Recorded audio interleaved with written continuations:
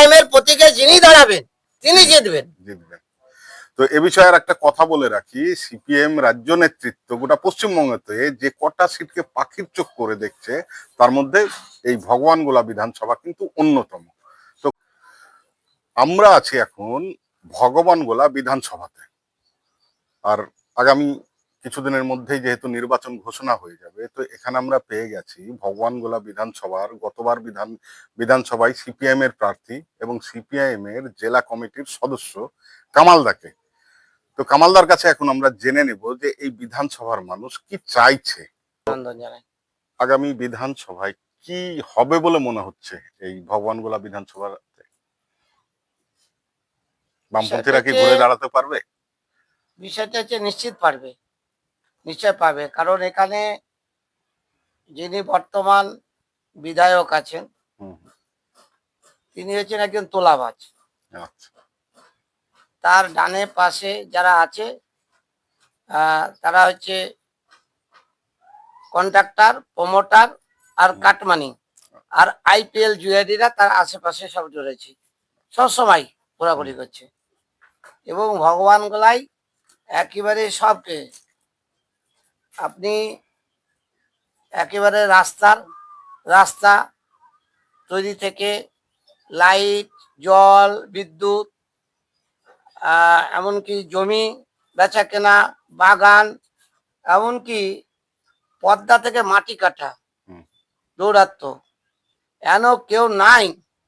এমনকি ভগবান গোলার এই সময়কালে প্রায় 2 বছরের যা মার্ডার হয়েছে, সেই মার্ডারের আসামিদের পক্ষে ভূমিকা পালন করছে এমএলএ।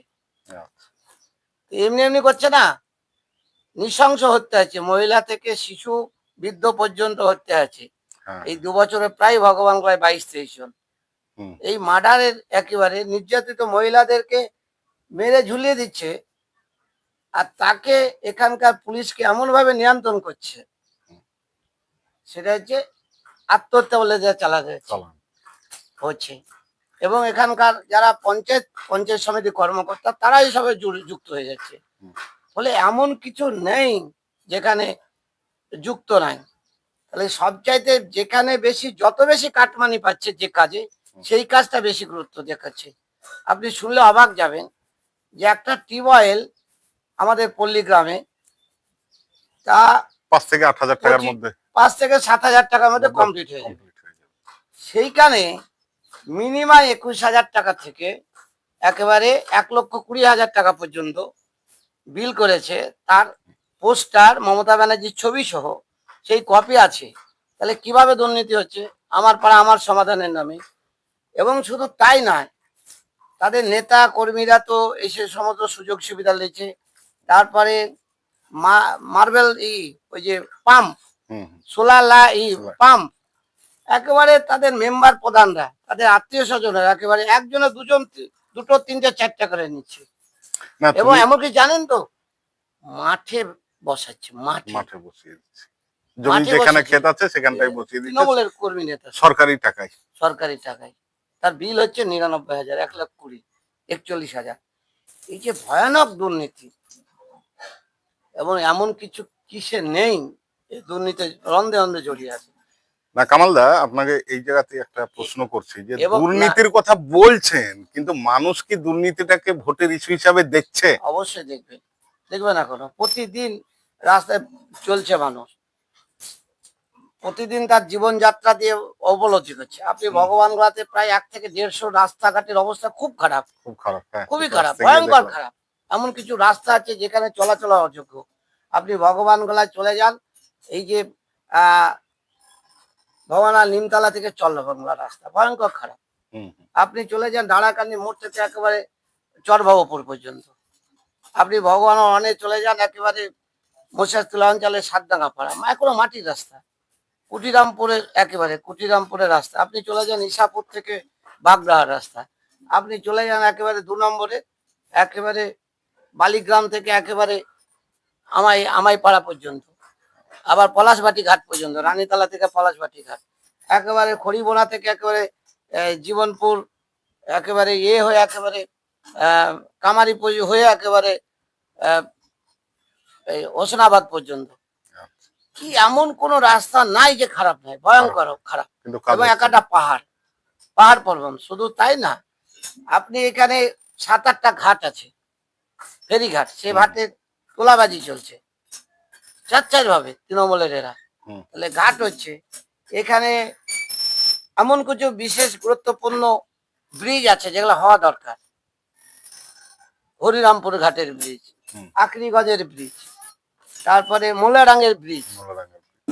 এই সমস্ত হওয়ার কথা, কিন্তু সেগুলো প্রতিশ্রুতি হয়েছে। আপনি ভাবেন তো, এর আগে যখন 21 সালে যে বিধায়ক জিতেছিল আমার এগেনস্টে, হুম, ইদ্রিস আলী, ইদ্রিস আলী প্রয়াত হয় ইদ্রিস আলী, প্রয়াত হয়ে গেছে। তিনি বলেছিলেন যে আমাকে জেতান, আমি 6 মাসের মধ্যে দমকল কেন্দ্র করব। আজকে 5 বছর হতে যাচ্ছে, হয়নি। হয়নি। বলেছিল ভগবান গোলা ডিগ্রি কলেজ করে দিব, বামপন পারেনি, এর আগের এমএলএ এমপিরা পারেনি, আমি করে দেব। কিছু হয়েছে? হয়নি। 2 নম্বর ব্লকে আইটিআই কলেজ হয়নি। এগুলা ভাববে না? অবশ্যই ভাববে। ভাববে না? আমি গ্রামগঞ্জে ঘুরছি, আপনাদের এই এলাকাতেও বেশ কিছু মানুষের সঙ্গে কথা বলেছি। মানুষরা চাইছে পরিবর্তন, কিন্তু এই পরিবর্তনের হাওয়াতে সিপিএম এর কি সেই শক্তিটা আছে? বিশেষ করে মানুষ যে পরিবর্তন করতে চাইছে, তার জন্য যে বুথ এলাকায় হচ্ছে মেশিনারি আপনাদের দরকার, সেই মেশিনারি কি অবশ্যই প্রতিটা বুথে 100% আছে? আছে। যে আছে কোনো বলছেন? সবাই অবশ্যই প্রস্তুত আছে। সবাই তো লোক হচ্ছে, কিন্তু বুথ স্তরে কি সেই অবশ্যই প্রভাবটা প্রস্তুত পড়ছে? তাদের আছে। আপনি দেখে নেবেন আমাদের যেখানে বুথ কমিটি সভা আছে, হুম, এই যে পাড়া বৈঠক হচ্ছে, হ্যাঁ, একেবারে ডিসেম্বর থেকে এই পর্যন্ত একেবারে কয়েকশো পাড়া বৈঠক হয়েছে। আপনি সেখানে যদি জনসংখ্যা দেখেন, মানুষই তো বলছে। হুম, হুম, পাড়া বৈঠকের সভাতে কি করে একেবারে একজন গ্রাম পঞ্চায়েতের মেম্বার একেবারে তৃণমূলের বড় চোর, মেজো চোর, ছোট চোর, পাড়া পাড়া ছুচকা চোর, হুম, তাদের বিরুদ্ধে মানুষ তো, তারাকে বলতে হচ্ছে না, তারাই তো বলে দিচ্ছে বলে কি দিচ্ছে। অবস্থা হাল। এবং আপনি ভগবান গোলাতে বেশ কয়েকজন বিজেপির গ্রাম পঞ্চায়েত মেম্বার, একজন পঞ্চায়েত সমিতির সদস্য দিয়েছে, তাদেরকে তৃণমূল সঙ্গে নিয়ে ভোট করেছে। ভোট করেছে। সুন্দরপুরে করেছে, ভগবান গোলায় পঞ্চায়েত সমিতির সদস্যকে নিয়ে ভোট তৈরি করেছে। একেবারে বিজেপি তৃণমূলের যে আতাত বোঝাপড়া, হুম, এটা তো একেবারে পরিষ্কার পরিষ্কার মানুষের কাছে। পরিষ্কার। একজন ছলনাময়ী মহিলা।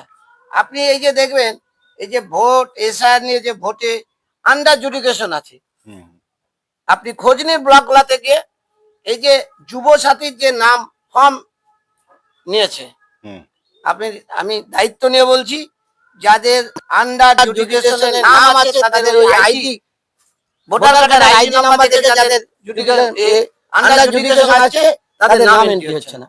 এরপরে দেখবেন মানে যুব- এটা একদম হ্যাঁ, confirm হ্যাঁ, হচ্ছে, একদম। যারা হচ্ছে কি আপনার বিচারাধীন অবস্থায় আছে তারা যুব সাথীতে নাম। অবশ্যই নাম এন্ট্রি হবে। আমি দায়িত্ব নিয়ে বলছি, আচ্ছা, আচ্ছা। আমি দায়িত্ব নিয়ে বলছি, শুধু ভগবান গোলা বিধানসভা, গোটা রাজ্যে ঘটনা। যে যাদের দেখবেন আজকে বিচারাধীন নাম লক্ষ্মী, আছে তাদের দেখবেন লক্ষ্যশ্রী, লক্ষ্মী ভান্ডার। কন্যাশ্রী, লক্ষ্মী ভান্ডার থেকে অন্যান্য যে প্রকল্পগুলো আছে, সব প্রকল্প থেকে বঞ্চিত হবে বঞ্চিত। এই অংশের আমরা।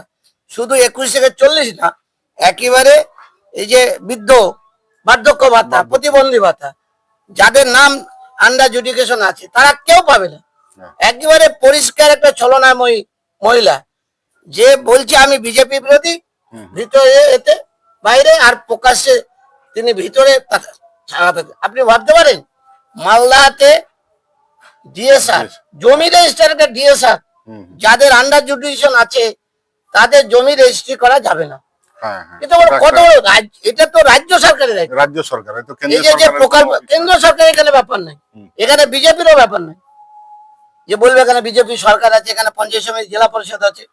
তাহলে সরকারের ইন্ধন যদি না থাকে, হুম, ডাইরেক্ট মুখ্যমন্ত্রী সরকারের যে পরিকল্পনা না থাকে, কারণ আরএসএস এর নির্দেশে আরএসএস এর কন্যা এটা করছে, অগ্নিকন্যা, অগ্নিকন্যা, যাকে বলছে দুর্গা রানী, দুর্গা।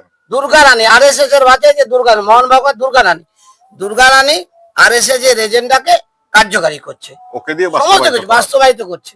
এইটা থেকে আপনি আর কি বলতে চান? হ্যাঁ, এখন গ্রাম বাংলাতে, গ্রামের নিচের স্তরে ছাত্র, যুব, মহিলা, কৃষকের মধ্যে, সাধারণ যারা অল্প শিক্ষিত তাদের মধ্যে নিয়ে যাওয়াটা হচ্ছে আমাদের কাছে বড় দায়িত্ব। তাদের কাছে যত বেশি আমরা নিয়ে দেব খবরটা, কিন্তু শিক্ষিত মহলের কাছে আপনি এইটা পরিষ্কার হয়ে যাচ্ছে দিন প্রতিদিন।